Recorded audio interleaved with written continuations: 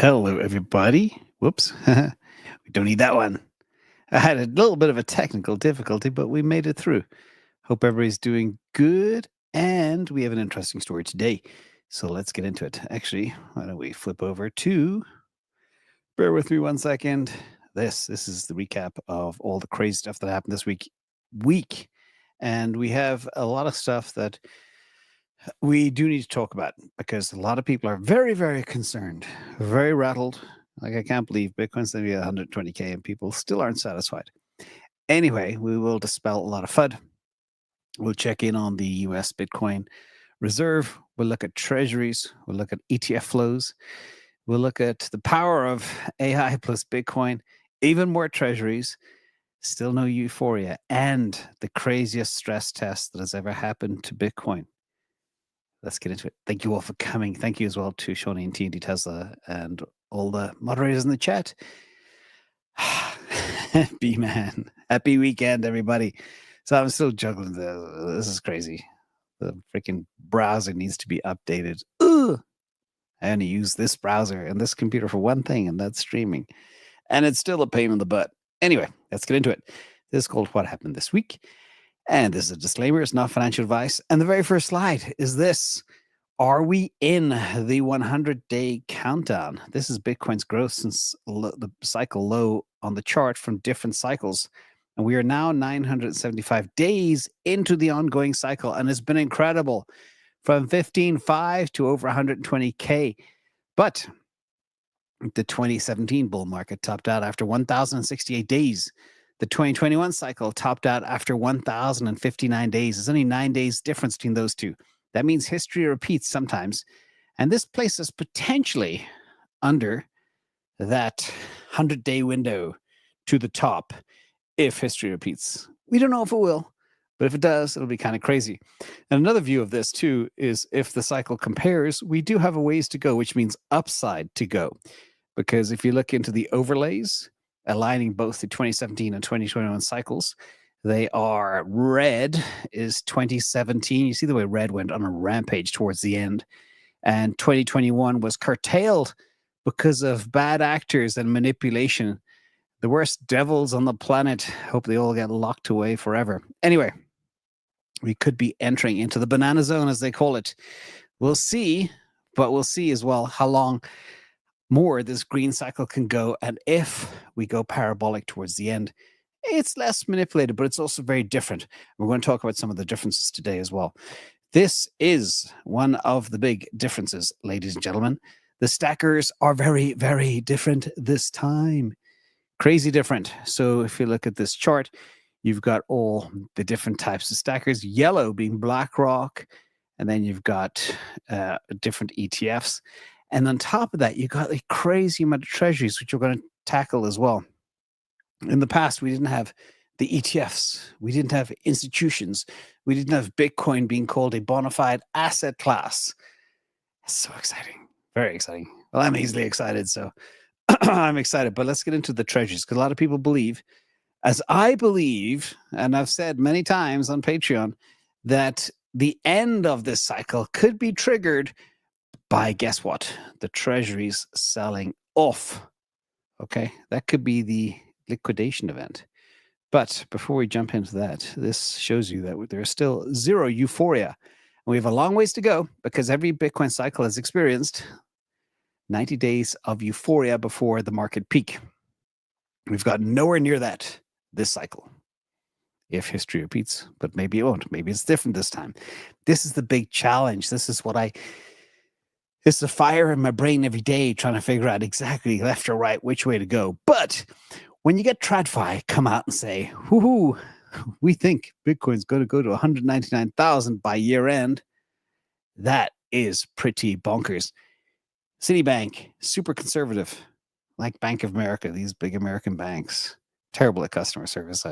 But anyway, they think Bitcoin's going to 200K, and they have got to jump into the bandwagon too, real fast to enjoy that. And the ETFs have been insane as well. The money flowing into this thing is crazy. We've had 7 strong weeks of ETF flows so far. The record is 8. Will we get to that record next week? Well, I'll tell you, there is one player that really does matter, and that is the Finkster, Larry Fink. Now, people say, oh, but BlackRock is not buying the Bitcoin. I know that. Good Lord, like somebody challenged me yesterday, said, NVIDIA don't make chips. I know that. I mean, it tires me out. When I talk about BlackRock, I talk about the companies that they represent, the customers that they represent, the sovereigns that they represent, the pensions that they represent. Okay, I get this. But I do want to point out something about BlackRock here. Every single day, positive, positive, positive, or 2 0 days, but every day a huge amount of money is coming in. Forget the rest. This is just a BlackRock game. BlackRock are stacking all of the Bitcoin ETF. You whip them out. You see this yellow piece here? That's BlackRock. Okay. The rest are noise. BlackRock is the 800-pound gorilla in this space. But the treasuries are also the other 800-pound gorilla, of which 70+% is Michael Saylor. And he is running as fast as he can to front run all of the other treasuries that are coming. And people say, oh, Michael Saylor is slowing down. Oh, he's not. Not by any stretch of the imagination. Now, the amount of Bitcoin he's buying might be slowing down because Bitcoin is no longer 10,000 or 20,000 or 30,000 or 50,000 or 80,000. It's 120 grand. Okay. So it's very hard to buy a 20,000 Bitcoin bag right now. You need a lot of money to do that because the price is so much higher. But this is crazy. And I wrote over 35 because the post is 35 public companies now have more than 1,000 Bitcoin. But it changes every single day, everybody. This is going up and to the right real fast. 5 or more new public companies are adding to their Bitcoin treasury. And these are only the public companies we hear about. We don't hear about John and Frank, the plumbers in San Francisco, that have Bitcoin on their balance sheet, or the other construction company that I know very well that watch this channel that have Bitcoin on their balance sheet, and they're a construction company in Northern California.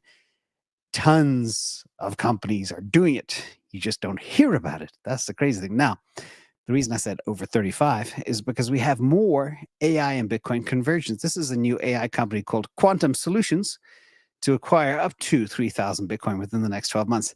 So they haven't gotten to 1,000 yet. But this puppy, shout out to Volcon and the Bitcoin historian, Pete. It's a Nasdaq listed company, electric vehicle maker, but they make off-road vehicles, ATVs and stuff like that. But they just bought over 3,000 Bitcoin, 3,183 Bitcoin for their treasury.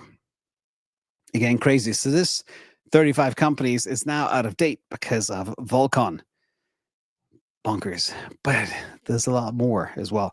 This is the next big worry that everybody's talking about is what is going to happen are the Bitcoin treasuries going to take us all down?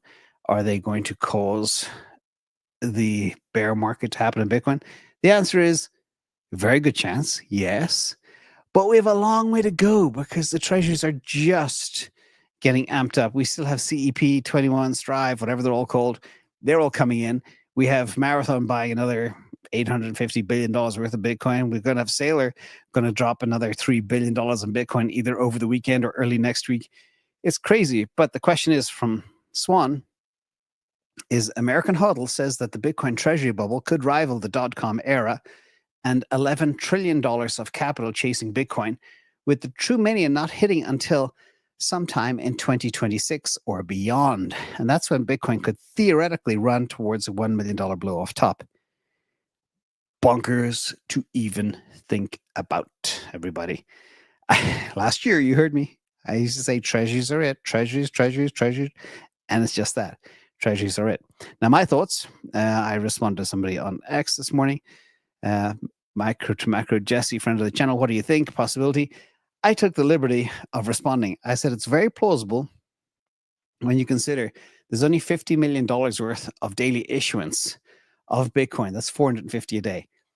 When that's met with tens of billions in demand all at once, the price will go up. No ifs, ands, or buts. It's all about the money. Follow the money. When the money dries up, boom, things get ugly. And if the price tanks, and that causes cascading liquidations and people have to sell Bitcoin to pay back debt, to sell more Bitcoin with cascading liquidations, then we get the bear, if that happens. But according to HODL, not till 2026 or after. Crazy. But then other wild stuff happens. Okay, this is really, really poor show. So Novogratz, this is from DGen Ape Trader. Love that handle, by the way. So Novogratz went on CNBS 12 hours ago and said ETH is going to outperform Bitcoin. Then he drove back home and he dumped $1 billion worth of Bitcoin.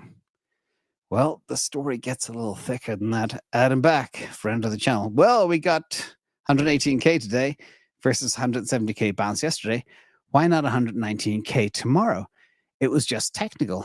The Novogratz, Clumsy sale dump, no reason not to have a full retrace to 119, 120K within 24 hours. So this was a monstrous dump of Bitcoin that I covered a few days ago. A whale dumps 80K Bitcoin, price only dips 4% and quickly recovers. This is special. Why is it special?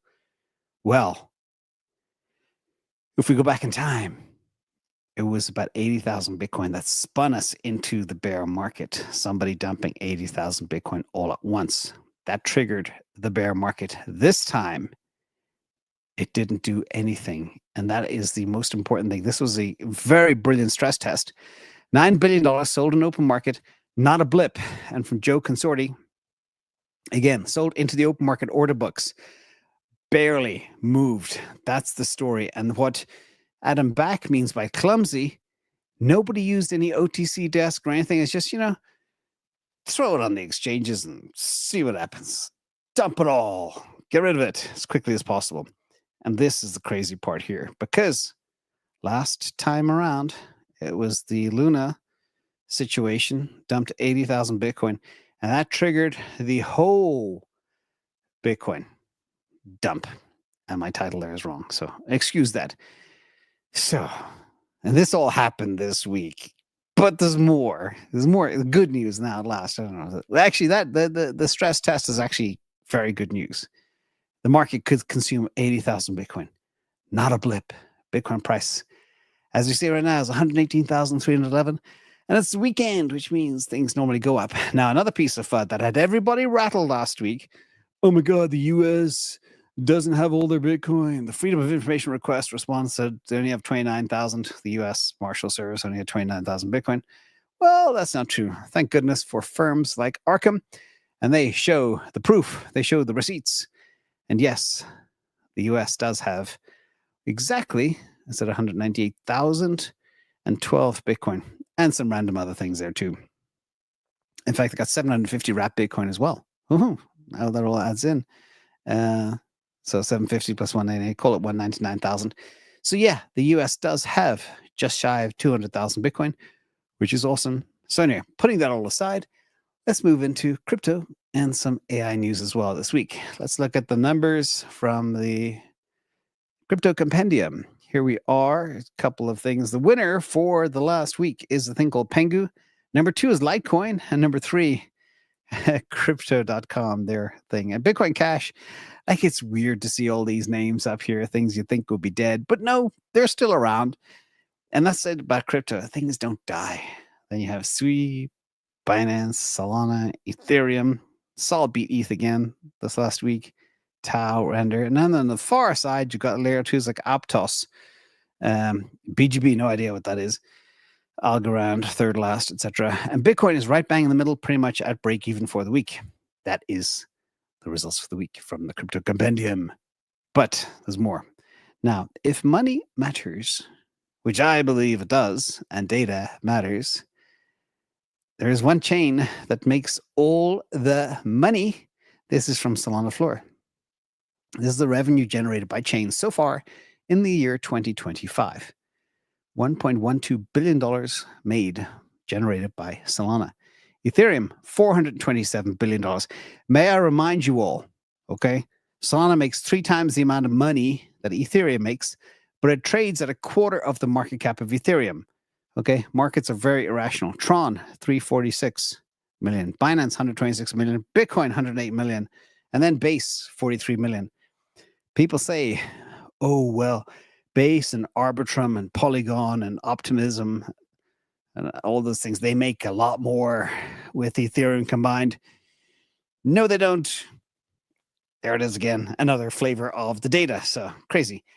And eventually, by the way, eventually the cream does float to the top. But right now, TradFi likes what Tom Lee is saying, and they don't look at the data. They just think, oh, it's the number 2 crypto, therefore it's got to be good. Let's throw money at it. That will change. Now, if we get somebody with the power and heft of Tom Lee who gets up there and says, or shares the data that I share every week, every day, the mentality will change. But I don't know if that's ever going to happen. In the meantime, I still am a data-driven investor, so I just invest in data, not emotions or narratives. And, which could be crazy, by the way.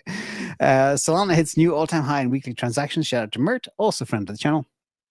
With block space increasing 20% a few days ago, the amount of transactions increased in a week by exactly 20% too. You can't make this up. It's incredible. And yeah, they're looking to double capacity again, which could mean the number of weekly transactions goes to literally almost to billions. It's insane. But anyway, we'll see where else it goes. And there are treasury companies. So we're talking about treasury companies. Shout out to Marty, DCA crew member. A company called Eupexi has now just bought another 83,000 Sol, and they now own 1.9 million Sol. This is the biggest Solana treasury company out there. And the next biggest is DeFi Dev. They have about 1,999,000 exactly. And then the other one is about 380,000, if I'm not mistaken, from Sol Strategies. They're the 3 big ones.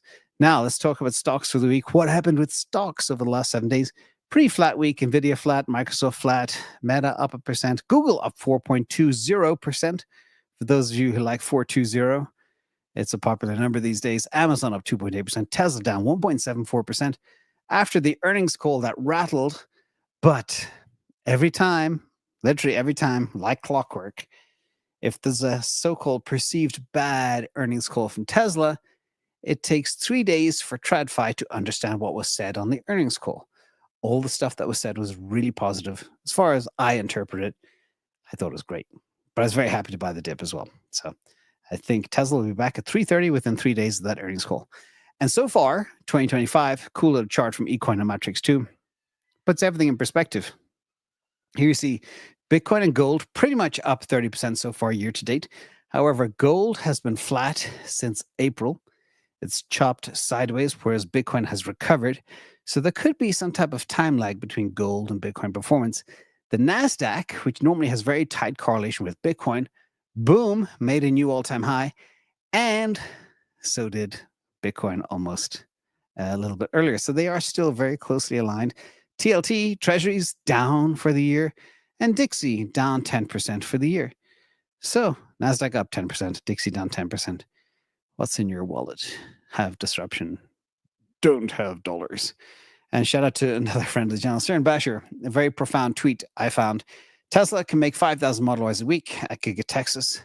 So there's not much of a constraint, which means they can kick out all these cars into the Robotaxi fleet. What would happen if Model Y prices for consumer purchases of Tesla diverts all Model Y production to Robotaxi? Answer, the price goes way up. And this is the piece that's really the kicker. Since there is some risk that the price of a Model Y goes way up, it's probably best to order your Model Y now, access the $7,500 credit in the US if you're here before they sell out. Everybody's expecting they're going to sell out. Why? Why? Well, before the end of the year, Elon said if you're in Texas, California, odds are you can sleep in the back of your car and it'll take you to your destination.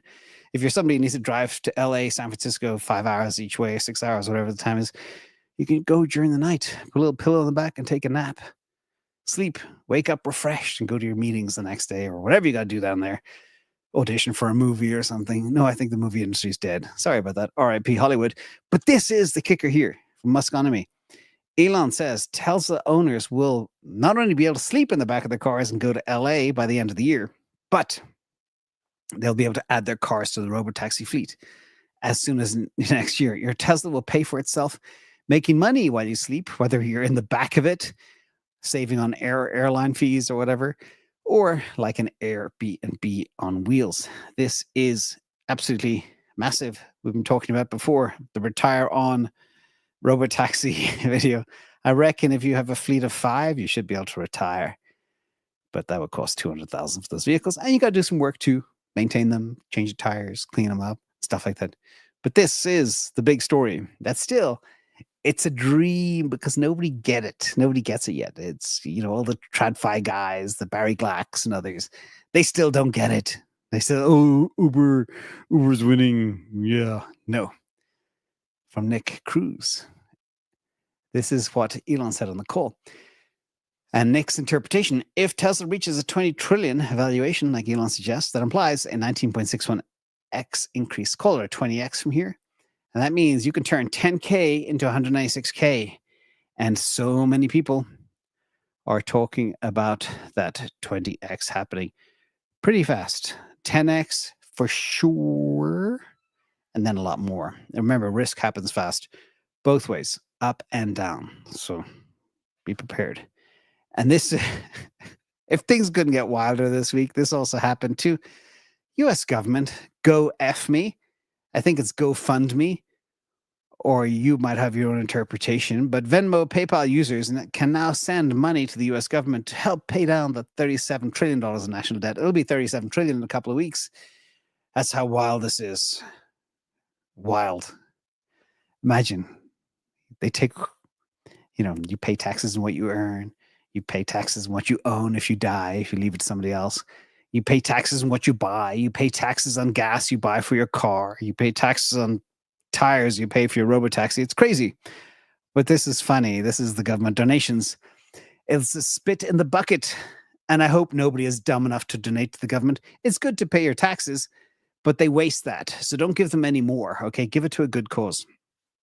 But from Carl Menger, you're right. It's a symbolic at best. US M2 is 22 trillion. National debt is called at 37 trillion. Full donations couldn't cover it and would cripple the economy by yanking liquidity. Treasury's Venmo PayPal option is more gesture than solution. Real fixes need policy reform. What Doge attempted to do. Anyway, please don't waste your money. Please. I actually, I doubt I'm 99.999% sure there's nobody dumb enough to give money to the government debt. And speaking of stuff that's a bit wild, remember, the Fed does what the Finkster says. I've been saying this for years and years. The Finkster is Larry Fink. He heads BlackRock, $11.5 trillion shop, the biggest money runner on the planet. BlackRock says the Fed Jerome Powell, Chair Jerome Powell of the Fed, should lower interest rates.